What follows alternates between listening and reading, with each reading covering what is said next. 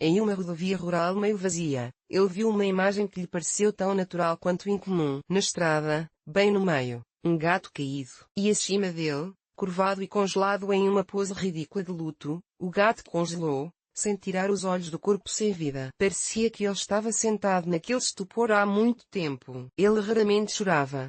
Ou melhor, ele não conseguia se lembrar da última vez que havia chorado. Mas agora um nó latejava em sua garganta, impedindo-o de respirar e de manter os olhos na estrada. Ele abriu a janela e, junto com o ar fresco da manhã, frio demais para o início de junho, a cabine foi preenchida com o farfalhar dos pneus no asfalto seco. Ele gostava daquele som.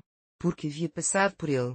Porque não havia parado. A imagem que ele havia visto continuava diante de seus olhos. Deve ser assim que o amor se parece. Senti algo quente e úmido na bochecha não barbeada. Em algum lugar da minha garganta, eu me perguntava por que as pessoas não faziam isso. Era estranho que agora ele se lembrasse desse episódio, que havia acontecido há 3 anos. Ele realmente não entendia o significado de sua visita à psicóloga. Não entendia o que estava esperando e desejando. No que essa estranha, uma mulher de fora, poderia ajudá-lo. Ele me contou sobre o problema que o trouxe até mim. Falou de forma rápida e confusa, depois viscosa, como se tivesse escorregado, com dificuldade para escolher as palavras. Ele olhou para algum lugar através de mim. Fiquei ouvindo e pensando no que poderia ter acontecido com ele e como deve-se sentir uma pessoa que inveja um gato morto no asfalto. A menina estava sentada na caixa de areia. Ela não se lembrava há quanto tempo estava sentada ali. Não sabia as horas.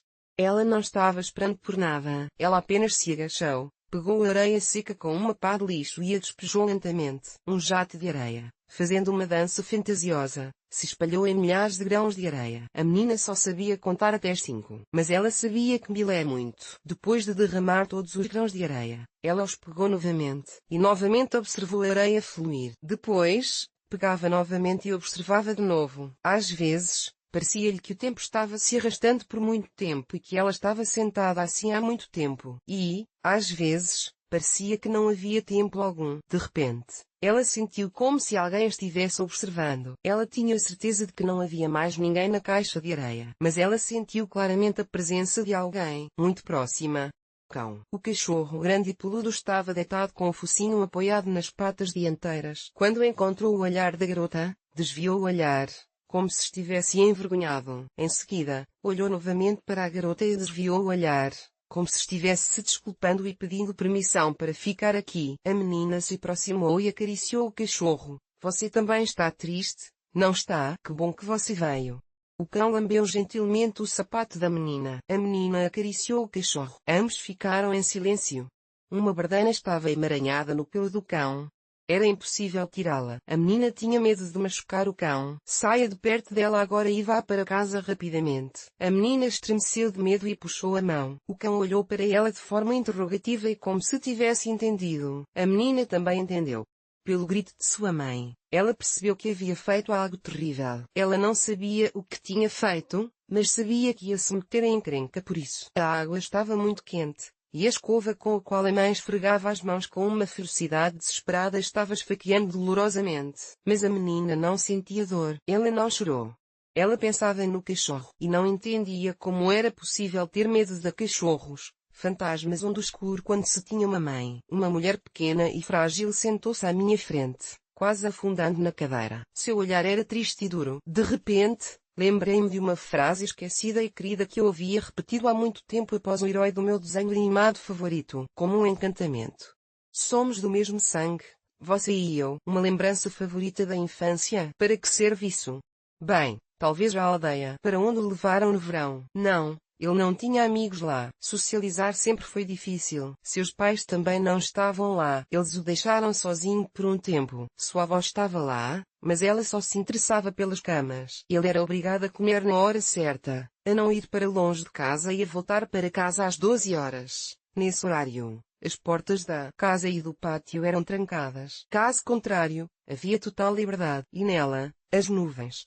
Era possível conversar com as nuvens. Elas o ouviam e o entendiam sem palavras. Elas esperavam por ele todas as manhãs. E, às vezes, ele esperava por elas. Havia dias em que eles não se viam, então ele sentia muita falta delas. Mas, às vezes, elas se transformavam em nuvens. Nuvens enormes e baixas. O céu começou a roncar, escuro como a noite. Raros relâmpagos iluminavam toda a aldeia por um momento e depois tudo ficava escuro novamente. Era ao mesmo tempo assustador e alegre. E seu coração se afundou em uma espécie de expectativa emocionante. Era assim que ele amava suas nuvens. Embora ele as amasse de todas as formas, era sempre bom com elas. Ele também tinha estrelas. Elas apareciam quando as nuvens se afastavam. Você também podia falar com elas. E se você olhasse para o céu estrelado por um longo tempo, veria uma estrela caindo. Então, você poderia fazer um pedido. Em agosto, há muitas dessas estrelas cadentes. Ele acreditava que o desejo se tornaria realidade. Mas ele tinha medo de pedir um desejo. Porque se ele não se realizasse, não haveria ninguém em quem acreditar. E seu desejo era sempre um só: que tudo desse certo para todos, porque isso significaria que ele também estaria. Ele não gostava de voltar para a cidade. Talvez houvesse nuvens e estrelas lá também, mas ele não as via, e ele estava sozinho lá. Estamos sentados um em frente ao outro, ouvindo, fazendo perguntas. Esclareço, reconto o que eu vi. Ouço novamente. Tento fazer contato visual. Percebo que é difícil e desconfortável para o meu interlocutor encontrar meus olhos, mas quando isso acontece, é como se eu caísse naquele olhar sem fundo, como um céu estrelado de agosto, tão profundo e tão incompreensivelmente distante. 4. Verão indiano. Ela odeia bolos. Quando era pequena, seus pais costumavam lhe trazer um bolo para seu aniversário. Eles o encomendavam em uma loja de bolos especial. Era o único dia do ano em que eles davam atenção a ela. Passavam tempo com ela, diziam coisas boas, mas ela não acreditava neles. Porque, se eles me amam tanto, eles só falam sobre isso hoje, e amanhã vão começar a agir como se nada disso tivesse acontecido. Sem aniversário, sem bolo, sem mim. Suas vozes pareciam falsas para ela. Nem sempre foi assim. Uma vez ela acreditou que seria notada. Ela podia chorar por longos períodos de tempo por causa de algum infortúnio da infância, esperando ser consolada e ajudada. Mas do cômodo ao lado sempre vinha apenas uma coisa: ela vai chorar e se acalmar. Seus pais não queriam ver suas lágrimas. Um dia, as lágrimas secaram de vez. O aconselhamento foi difícil. Estou pensando em minha cliente. O filme Outcast me vem à mente. Nele, um homem estava sozinho em uma ilha deserta após um acidente de avião. E, para não enlouquecer de horror, humanizou uma bola de vôlei que estava entre os objetos pregados na praia. Ele desenhou seu rosto, chamou-a de Wilson e conversou com ela durante todos os longos anos de sua terrível solidão. Mas encontrar-se em uma ilha deserta entre pessoas que, simplesmente pelo fato de seu nascimento, deveriam ser próximas e queridas, é ainda mais terrível. Pois fácil solidão.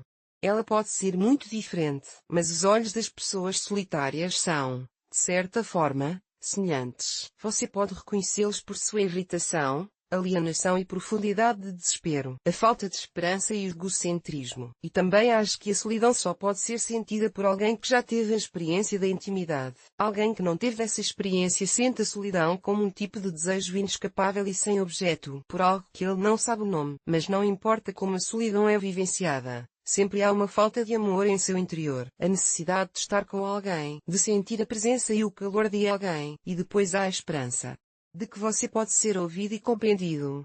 Que isso é possível, que isso pode acontecer. Pode acontecer, acontece.